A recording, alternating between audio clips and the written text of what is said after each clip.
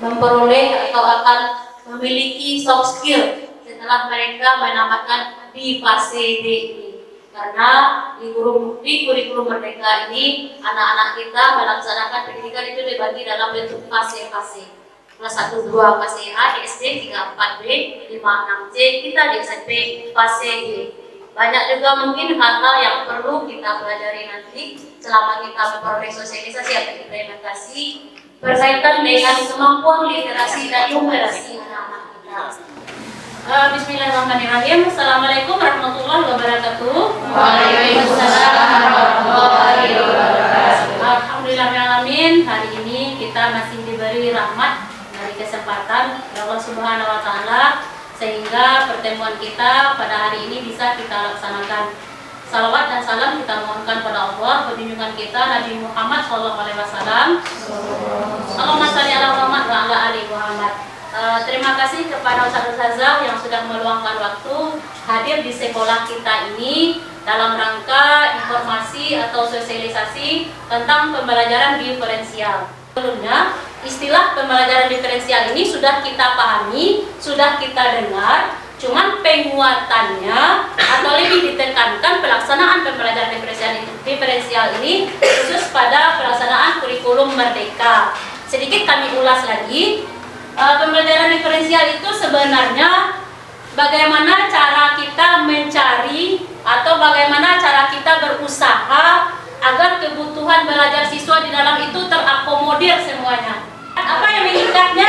Ada baris, ada lari, ada jumlah bait dan segala macam. Apa contohnya puisi? Pantun, syair dan segala macamnya. Kalau prosa dia karangan bebas. Bebas itu apa? Tidak terikat. Prosa itu tidak terikat ke baris, tidak terikat ke rima, tidak terikat ke sajak dan segala macamnya. Cerita baru kita tahu. Oh, meninggal si A tadi karena ini. Mungkin dia meninggal sudah tua, runut masa remajanya dia narkoba, hidup di jalanan, kemudian masuk rumah sakit, meninggal, baru terjawab ceritanya baru terjawab tokoh meninggal tadi di akhir cerita. Tapi kalau maju bagaimana? Masa kecilnya broken home, remajanya salah pergaulan, dia narkoba lalu meninggal, nah itu alur maju. Tapi kalau alur mundur, dari dia meninggal kita balik ke menjadi penyebab mengapa dia meninggal, apakah dia masuk penjara, rumahnya terbakar, atau banyak peristiwa yang bisa diangkat. Seperti kata kami tadi, sebelum saja mengumpulkan siswa, di data saja sudah ada nama-nama siswa yang kinestetik itu siapa, yang audio siapa,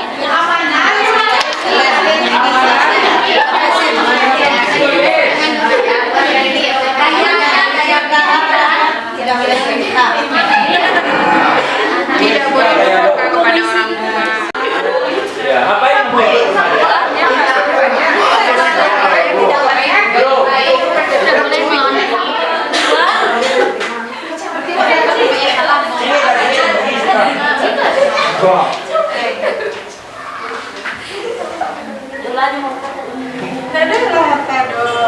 silakan diisi yang mana isi tema. Jadi temanya sudah, amanatnya sudah.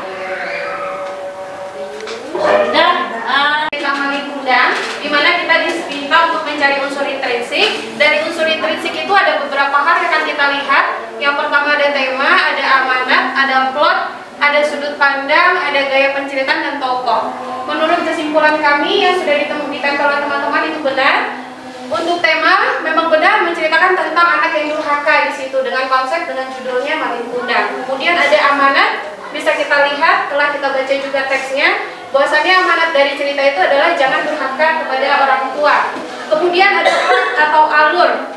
Kita bisa tahu bersama bahwasannya plot itu dibagi menjadi 3. Ada alur maju, ada alur mundur, dan ada alur tidak beraturan. Dari cerita yang sudah kita baca, Malin Kundang itu mengisahkan kegiatan yang mulai dari kecil, remaja, dewasa, dan sampai pada akhirnya. Dan bisa kita simpulkan bahwa alurnya adalah maju. Kemudian masuk kepada sudut pandang. Ini benar sekali sudut pandang orang yang ketiga. Karena kenapa?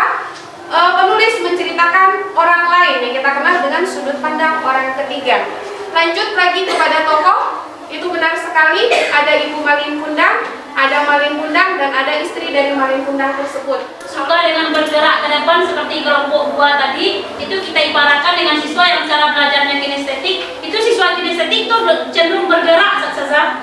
Nah, kalau cenderung bergerak, mereka lebih suka ke depan, belakang, ke depan, belakang. Nah, kelompok 1 dengan gaya belajarnya yang visual, mungkin lebih dengan belajarnya audio, mungkin lebih senang lagi membaca, menulis. Itu kita siapkan LKPD untuk siswa yang visual ini. Kita siapkan LKS-nya atau semacam pertanyaan-pertanyaan karena mereka nyaman dengan seperti itu.